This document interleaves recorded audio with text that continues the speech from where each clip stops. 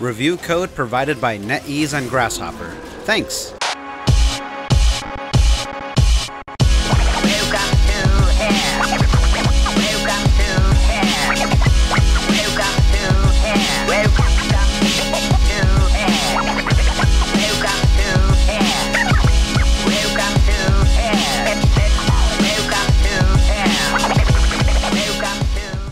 Please excuse the late video. I guess I missed Halloween to celebrate Shadows of the Damned. Happy, Thanksgiving? Election season? Do the other demons even like Fleming? You sort of learned to fake it. He's been top demon longer than any of us can remember. A few fanatics even decided to worship him. As if that would save them. Shadows of the Damned is a third-person shooter that's heavy on the head-splitting violence and even heavier on the euphemisms. Hey, fill those cracks with your explosive hot boner. You heard me? A somewhat infamous piece of Grasshopper Manufacture's timeline, originally funded and published by EA Games. Back around 2010, Shadows of the Damned was a fairly anticipated title with attached names like Suda51, who really made his mark in the West with Killer 7 and No More Heroes at the time, and Shinji Mikami, godfather to the survival horror genre, as director of the original Resident Evil, among other notable titles in the same series. The game would release in summer of 2011 with almost no marketing push, and people that did play it would come to realize that the likes of Suda and Mikami supported this project with somewhat smaller roles of writer and producer respectively. As the game was directed by Massimo Guarini, an outside hire who he himself recalls being brought in years after the project began its struggle of a production, which is strange when you consider how the original game's cover literally has a Suda51 trip plastered on it. A decision I doubt was his, considering literally none of his games before or after have bore this on their cover,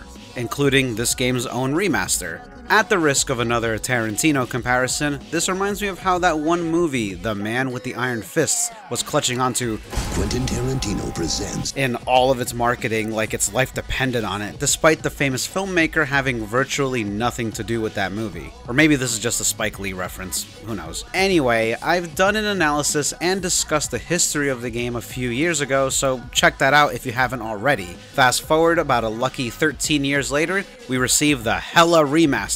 Not only on Halloween, but at a price so low, it's spooky. Oh fuck, it's not Halloween anymore. A price so low, it's Hella Remastered, huh? A subtitle despised by Life is Strange haters, but all it makes me think of is that old episode of South Park. I hate you guys. You're hella stupid. Hitting all modern platforms and Steam. Having a PC version is especially nice because the original Shadows of the Damned was a 7th gen title released during a period where not a lot of PC ports were being produced. However, the original game is so simple that I couldn't even consider that many enhancements besides a higher resolution and better frame rate. That's like the bare minimum I expect from these remasters. Oh, as well as keyboard and mouse support, which is awesome for this game.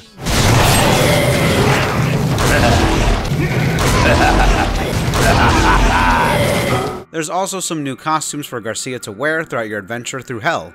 Neat little bonus, but I find it odd how only one of the 4 new outfits sports a perk. Demonia Garcia does double damage, and the rest do nothing. Another, perhaps the most significant feature was New Game Plus, which allows you to play the game from beginning to end with its full arsenal. According to Suda, this was intended for the original game, but they were unable to implement due to logistic reasons. I'm not surprised it was something Suda wanted, seeing as how that feature dates back to about a decade before Shadows released at the very least, and was something his own library already included with games like No More Heroes. But you know what? That is not the most significant feature. The real game changer? Being able to skip the cutscenes. Not all of them, but a lot of them. Now let me just say, I like the story, I like the cutscenes, I like the characters, but you know what else I really like? Blasting and dashing through third-person shooters upon replays. It's always a good time. Obviously, I sat down and enjoyed the cutscenes my first time around, and still like watching them on replays, but being able to skip a lot of them makes hardcore replays so much better, stacked on top of that demon outfit. After hours of playing, I can say it's riding the line between genuine remaster and straight up port, so returning players shouldn't expect anything that different. Everything is the same, just in 60 FPS and up to 4K resolution. Same textures, same models, same effects, mostly. Cutscenes that were previously pre-rendered are now shown in real time, which can have mixed results here and there. Nothing was really touched up, which I think is a good thing. There's too many times where companies feel the need to update textures or whatever and end up ruining the game's visuals. Not for Damned. With that in mind, it's amazing how good Garcia's model is for a 2011 game. It's almost like he was designed to be future-proof or something. Look at the detail and shine on his jacket. Looks even more incredible now with the raised resolution. There's a few bugs I've discovered and have addressed them to engine software in order for them to perhaps fix in future patches, but it's nothing detrimental. Nothing that'll tarnish this bloody 7th gen experience.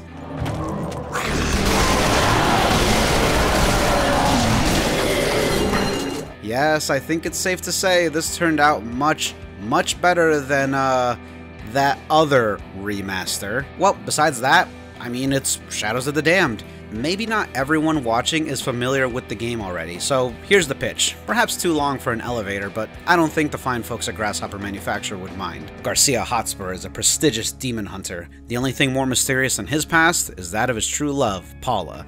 The Lord of Demons, known as Fleming, kidnaps and entraps her in hell, where he rules all. Garcia doesn't hesitate for even a moment, dedicated to rescuing her with only his trusty sidekick and arsenal, a transforming skull demon known as Johnson.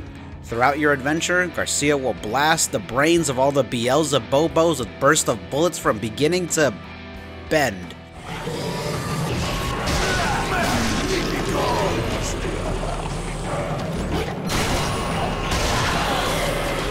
All while you're treated to banter between him and Johnson that's as cute as it is crude, as they have only each other for company the whole way through. Do you think they will ever write a book about us, Johnson? Honestly, I see you as more of a comic book hero.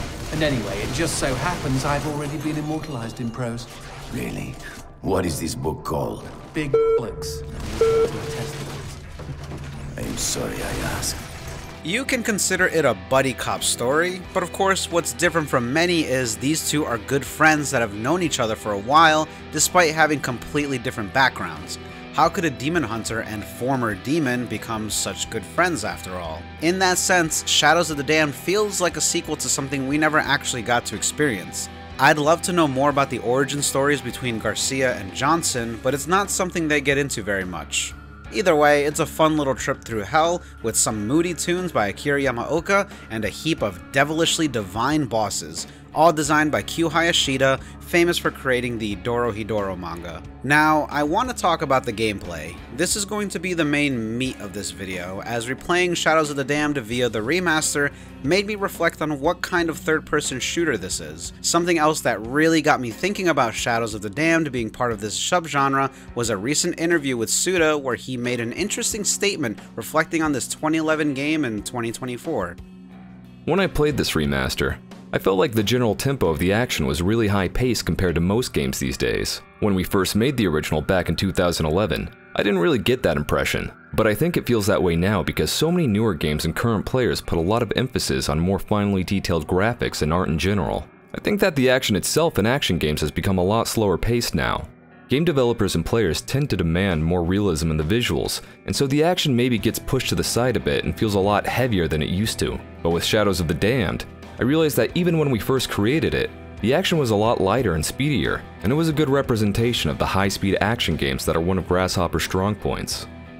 The 6th generation had a lot of third-person shooting gems. The immediate ones that come to mind are what I'm showing on screen. And when it comes to just about all of these, the design, the mechanics, movement options, the pace of the action are all very fast and arcadey. Even the more subdued ones that emphasize on a narrative still have heaps of fast barrel blasting gameplay. This was also a time where the rules of this subgenre weren't really set. There was no standard, as they were all trying to find some sort of footing that worked for their game, completely unsure of what would or wouldn't be rejected by the players. Then Resident Evil 4 happened and ended up laying a ton of groundwork that would be followed by countless games afterward. But even that game had a pretty hectic pace despite being piecemeal throughout Leon's campaign. A lot of downtime, you know? But it was all very intuitive and gripping. Resident Evil 4, to this day, is still considered one of the best games ever made, speaking more on how influential it ended up being. And a lot of that has to do with how twitchy and fast the gameplay is, stacked with great mechanics to use against hordes of enemies. This isn't surprising considering Mikami has such deep love for arcade games. Like, sure, moving looks kinda stiff, but I think it's because each action was so easy to recognize, understand, and execute.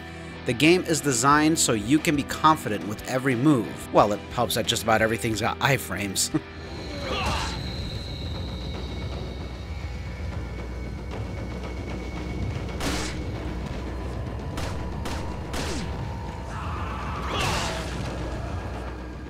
To this day, I still love revisiting this game and lay waste for a bit, as it's got one of the best gameplay loops ever made, further emphasized with its Mercenaries mode that breathes more of that arcade inspiration. The 7th generation of consoles saw this tidal wave of third-person shooters for IPs, both pre-existing and brand new, the most significant being Gears of War back in 2006.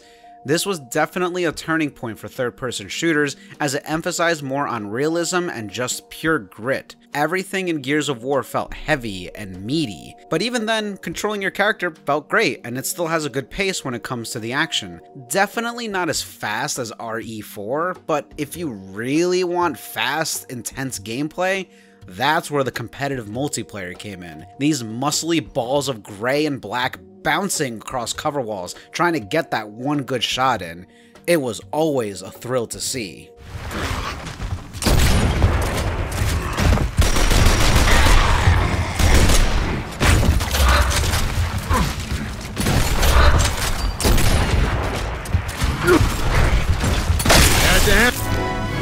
While Gears of War still had pretty fast gameplay, I think it started signaling that people were becoming more responsive to strong visuals and heavier combat. This would reflect heavily on Western development teams throughout that generation, but Japanese devs definitely got the memo late. While certainly inspired by Western third-person shooter games, we'd see they still maintain this pace that was more rowdy and arcadey. Were all of them home runs? Certainly not. You can tell Japanese studios were trying to get a grasp at something that could speak to Western players, but not lose their sense of direction and design. I mean, they got Makoto Shibata, master of the slow-paced horror Fatal Frame series, to make a third-person shooter.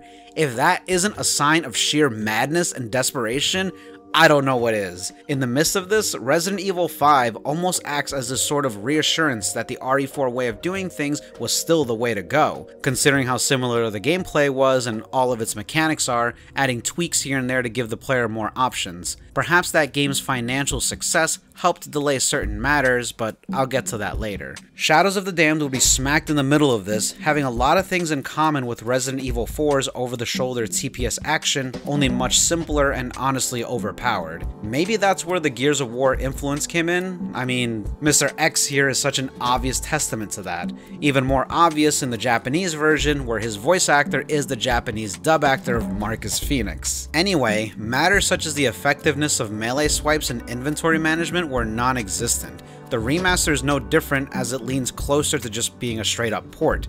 The core gameplay saw no changes. In fact, a lot of this is exactly the same. Did you know that it's still Unreal Engine 3? Another testament to that generation where practically everyone and their mother was using Unreal Engine for their games, as a greatly reduced cost of game production, which was only ramping up as time went on. And this game was released in 2011, when the 7th generation was approaching the end of its cycle. But said generation wouldn't end without another extremely influential third-person shooter.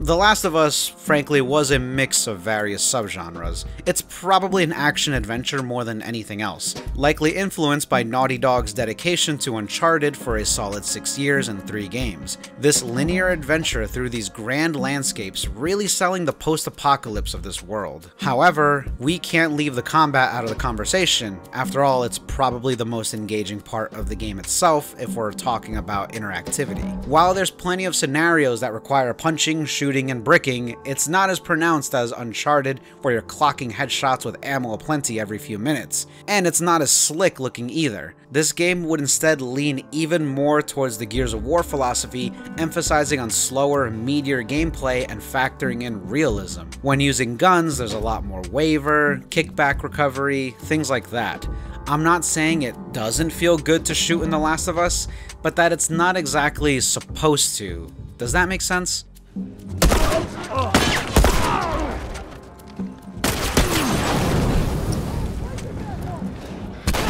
Whatever. Perhaps the added difficulty in handling guns added to the satisfaction of landing those clutch shots. The Last of Us would end up being universally acclaimed and influence many games afterward.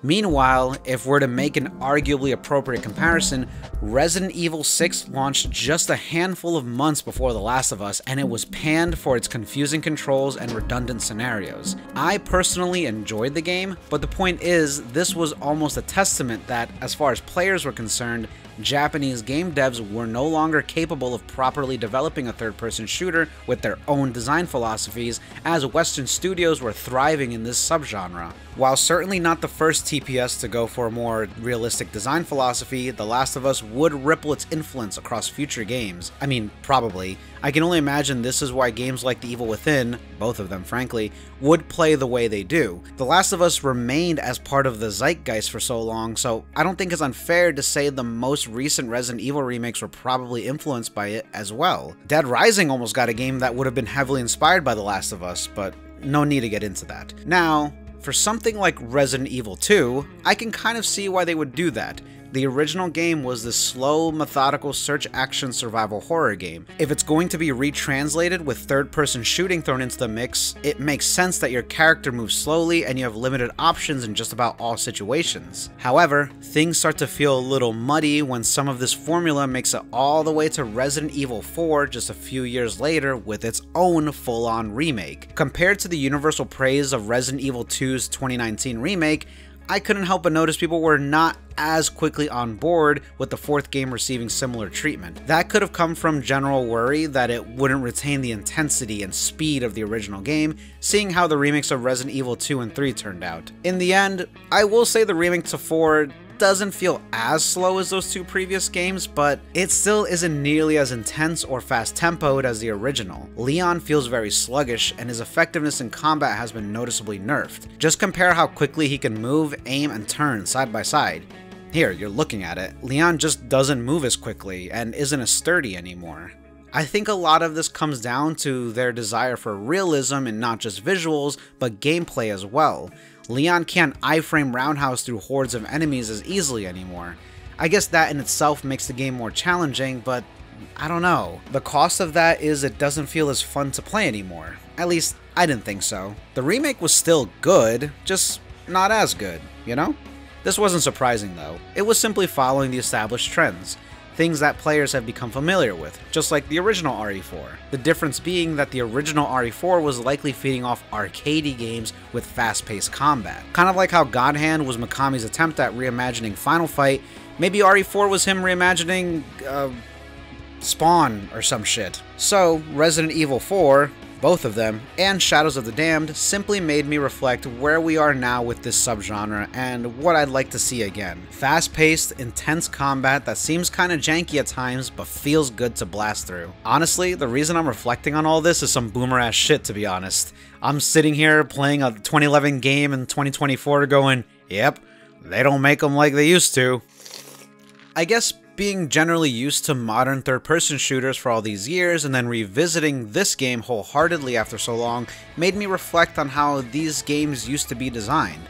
Am I saying this chase for absolute realism eliminated fast-paced TPS games completely? No, we still see some games prioritize faster pace and crazy mechanics instead of realistic movement and such, but they're not as prominent as they used to be. Of course, I think it might take more than a port of Shadows of the Damned for people to start seeing how much fun these kinds of games can be. That chase for realism is so strong, you know? But perhaps one day this love for fast, arcadey third-person shooting will come back again. It might take more than a bunch of ports and remasters, but I will say it's been nice seeing new people discover Garcia's boner-blasting escapades in the world of demons. Shadows of the Damned is probably the simplest and easiest third-person shooter of its generation, with the expected sense of repetition that is this subgenre. Still, it does like to mix things up here and there. Much of this adventure is also carried by the charm between the two main characters' chemistry, which, funny enough, speaks for Suda's philosophy and perhaps Grasshopper as a whole, where the teams within tend to put story and characters ahead of gameplay when it comes to their productions. So if you haven't already, check out Shadows of the Damned Hella Remastered for only $25. Satisfactory deal. Is that how that ad went? But for those that have already played this and Travis Strikes Again, I wanted to talk a bit more about both of these. Everyone else click off. Alright, so this whole thing has given me a little time to reflect. While Shadows of the Damned gained this reputation of having a tough production, Suda has recently expressed that it wasn't a horrible experience or anything like that. He's even said this to me when I got to interview him, that while he was going through personal hardships, a lot of what happened was par for the course of game development, and the whole thing was still a learning experience either way. So, with Shadows of the Damned being part of Travis Strikes Again in the form of a deathball stage, a lot of game likers, myself included, extrapolated some heavy and harsh analogs regarding that game's production. Maybe we were overthinking things, maybe not. I like to think this entire scenario was more of a means for him to vent some frustrations and then let it go for good. Kill the past, right? Suda clearly has love for Shadows of the Damned, otherwise he probably wouldn't have pushed for a remaster as much as he did. He even approached EA about 8 years ago, but since they still had distribution rights, they were going to make it Origin exclusive. Suda decided to bide his time to regain said rights. That way they can re-release it on their own terms, which I think was a great move, since it'll make the game even more accessible in general, and not do some bullshit like lock away content when the player can't log into their stupid server. Now, anyone that played Travis Strikes Again before this will have the full context of Damned Dark Knight, seeing this potential setup for a new adventure where Garcia parts with Johnson, left to his own abilities to survive the depths of hell he isn't familiar with. And now, anyone with a current platform can play Shadows of the Damned with relative ease. It even plays on Steam Deck. For those that have enjoyed it, Suda has expressed a desire to play with that world more.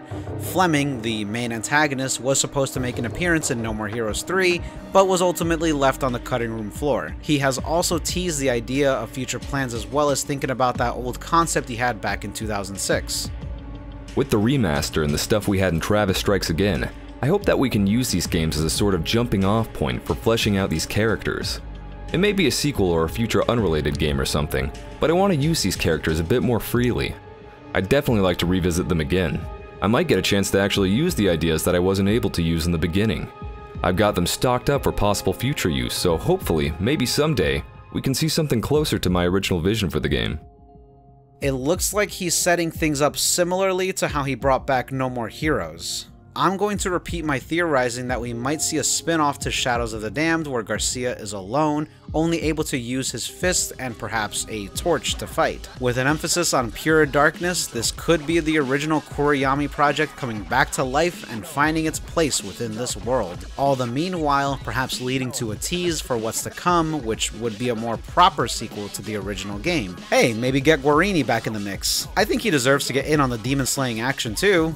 But only time will tell, of course. Oh, one more thing. As with many of Suda's games, there tends to be small connections between them, sometimes even microscopic threads. This is a topic I've discussed in the past, and while I'm not one for the hype train of some shared universe stuff, I do appreciate some of the more, nebulous connections. And I couldn't help but notice something peculiar about Paula. Have you ever looked at her and noticed she has a silver eye? And what's the big deal about the silver eye according to games like the Silver Case? That it can grant this sense of immortality, a pause on this program they call life. And what do we see happen to her over and over throughout? Paula gets mutilated in all sorts of ways, but constantly revives as if nothing happened to her. I know there's a specific story reason for that, but I still find it interesting. Wonder if this was something Suda wrote in himself. Anyway, thanks for watching.